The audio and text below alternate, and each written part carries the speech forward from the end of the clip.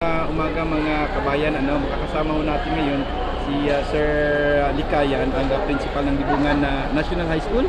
Assistant Principal. Yes, opo. Assistant Principal po. Kung saan, so kumustahin ho natin yung kanilang paghahanda dahil mga participants ho natin sa street dancing ay mula ho sa kanilang paaralan. Sir, kumusta ho yung paghahanda ho natin?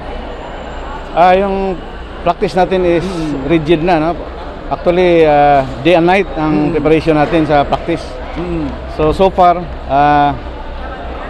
na-achieve naman natin yung target natin, yung mastery ng mga piece nila sa pag-deliver ng mga actions. Okay.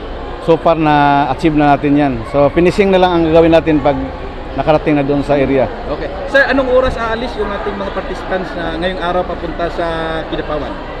By 1 o'clock, jump off time natin yan. 1 o'clock this afternoon. Okay. Gaano karami yung ating mga participants sa mga bata?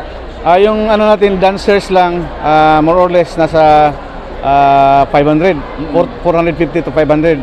Including the propsmen, yung propsmen natin, yung tagadala lang ng mga gamit, siguro abot tayo ng mga 600. Okay.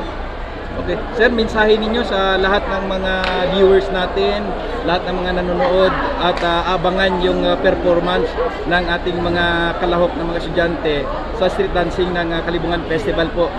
Go ahead.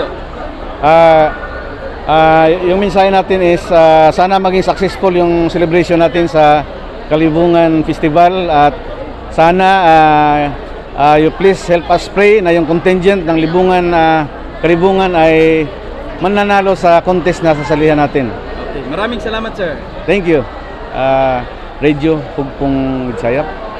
Maraming salamat.